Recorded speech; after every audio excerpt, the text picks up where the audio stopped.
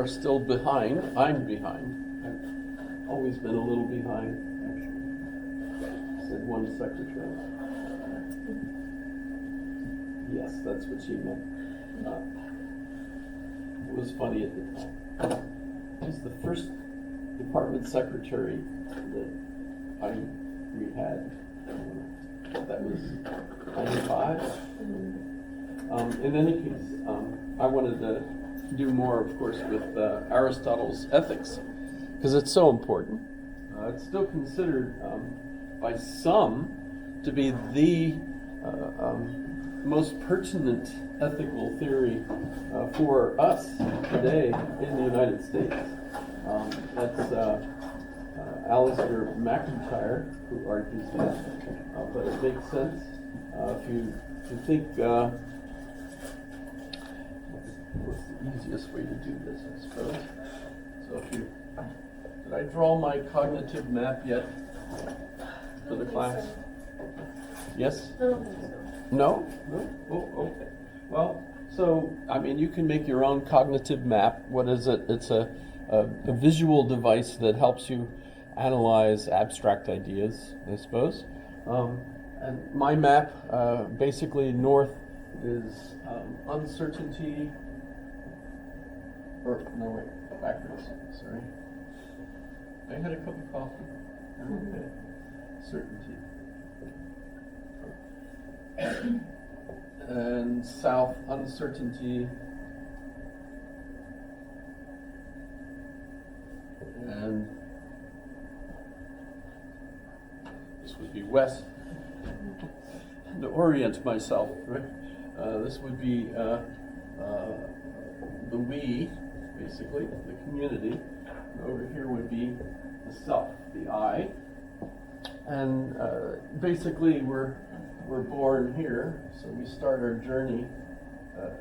And at this point, and the reason I think of that as well, basically, a newborn is focused on its own self, and hopefully the parents in a wonderful home are going to give this child a sense of security and certainty and so on.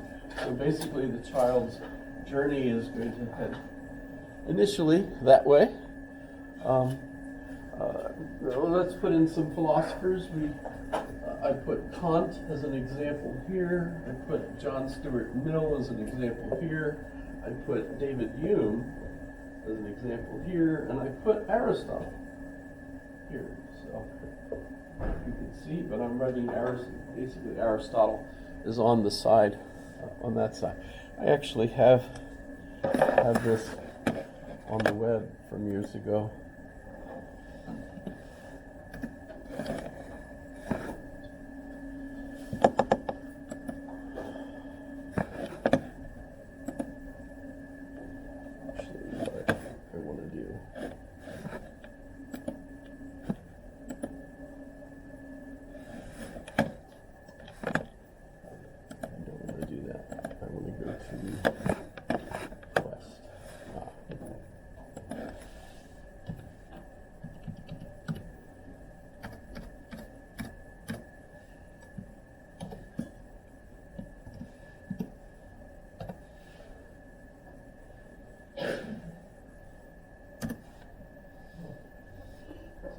Kind of crappy though. It shifted, so well, times have changed. But so you basically start hopefully working towards wisdom in our society. But if you think certainty represents a deontological point of view, which we'll discuss when we talk about Kant, but is also associated with religious points of view. In other words, you're absolutely sure what is ethical or moral, right? God said it, I believe it, and that's the end of it. That kind of thing.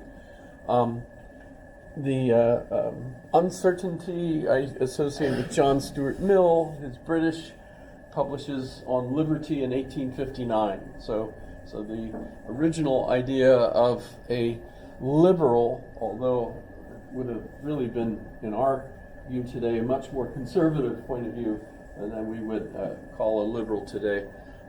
But basically, it's the evolutionary approach to ethics. It's 1859 when Mill published his book on liberty. It's the same year that Charles Darwin published The Origin of the Species. So you get, a milieu of thinking about progress as change, etc. And you get the idea of moral progress. Moral progress. We're learning. We're getting better. We don't have slaves anymore. We have equality. We have equity. We have, that's the goal, right? So in a sense, there's moral progress, which is a change. So that's not really the same. And the thing is, you don't know where that's going. So there's a certain amount of uncertainty associated with the idea that moral ideas are improving, because we don't know where's that going to go. Where's AI going to take us? What's going on? So John Stuart Mill, I put as my model of uncertainty. It's basically science, approaching ethics. Can you use science to approach ethics? And then Aristotle I put over with the self, because Aristotle's Nicomachean Ethics and his other book, Ethics, are both aimed at eudaimonia, the idea that I can be flourishing, that somehow I can have individual flourishing.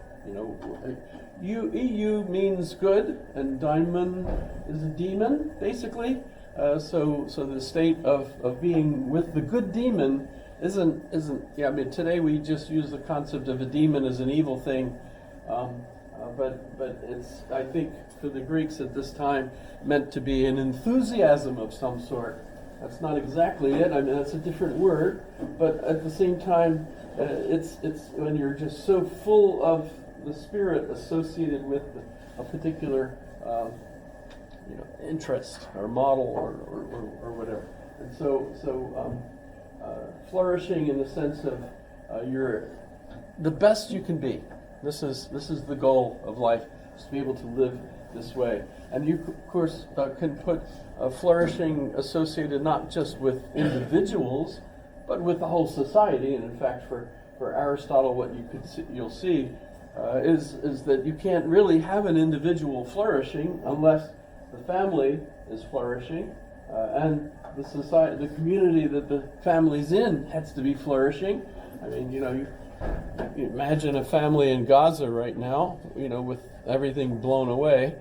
There's not much, chance that things are even close to flourishing, for that family. So you have to have a good community that enables the family to be good, and then you can raise a good child. And then you yourself, of course, can be good. So it's focus on the self, because I want to be the one that's flourishing, but at the same time, you do need the community. But so it's focused on the self. And Alasdair MacIntyre, I'll just mention David Hume is a communitarian. He believes that whatever you believe is your moral values come from what you've been taught as you were growing up, and your peers taught you that, and your parents taught you that, and he's aware that you go from one culture to another, and the values are different. How do you explain that? Well, I grew up here. I was raised Roman Catholic in Philadelphia, etc. Terry Kelly, who is one of my colleagues, grew up in Philadelphia, very close to where that jet just crashed, in northeast Philadelphia. I went to Monsignor Bonner High School. He went to Cardinal Doherty High School, both Roman Catholic high schools. It just came up in discussion the other day as we were talking about what makes a good philosopher, among the department. It's kind of, So Hume is kind of based on the idea of a communitarian ethic. But in the United States, where you've got all of these different ethical traditions, 13 different groups of people that migrated to the United States in various historical times, each with their own, and they all kind of settled in different areas of the country. So still today, you could almost look at the country and you could see 11 or 14 or there's different areas with different cultural backgrounds and different values. And we vote that way, as you can imagine. It's so confusing that you're really not pushed towards one particular ethical view once you get above, say, your family. Once you get, high school actually could do this to you. In a sense, the idea that high school teaches history. We're not supposed to have a religious education in our public high schools, which is, of course, why a lot of people would like to send their children to their own high school or whatever. But in our public high schools, they're not supposed to inculcate a particular religious point of view, but they do teach history, and I would argue that history is essentially evolution in human societies. And as a result, what you get is kind of a quasi-scientific or sociological view associated with religion. I remember years ago I taught as a sub for the school district occasionally, and I remember teaching one textbook in, I think it was Bartlett High School, where I was, I opened the textbook and it's, number one, it all had a big article about Madonna and a little inset on George Washington, and I was however, there was a big section on Constantine and the official recognition of Christianity as a state religion in the Roman Empire. And so what it was teaching, that religion, at least as Christianity, evolved as a man-made cultural development, as opposed to on high instituting religion and saying thou shalt, etc. Our society then, especially for those who have gone through high school, have moved down into what I consider like the middle here, where you're faced with all of these theories and you're confused. In which case, ought a particular moral point of view direct your action? You're free to choose. Remember, I argued that Peter Berger says that by being an American citizen, you're a heretic. You're supposed to, maybe you missed it, John, but yeah, as an American citizen, you get to choose your religion. The Army will ask you, what's your religion, if you have one, and you get to tell them, right? I believe in the flying spaghetti monster, so I'm a pastafarian, ha ha ha. Okay, I don't know if you're friggin'. I'm not saying I'm that. That's a joke. What would you say to the Army? You got to put it on your ID tag so that when you die and they put that in your mouth, they can get the right chaplain. You're the one for this guy. You're the one for, you know how they do. If you're dead, usually, or almost dead, not completely dead.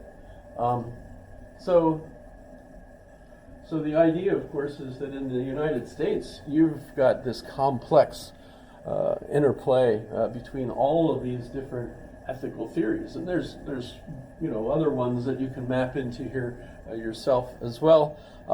And so Alasdair MacIntyre argues that really the only one that makes sense as the one that we should each have in the United States is a focus on my own flourishing. You do have to worry about the community, but the thing is, you're really not able to direct the community's ideas. You're not really able to establish, certainty in any particular way, or how can you deal with uncertainty? So for Alasdair MacIntyre, who's not quite dead,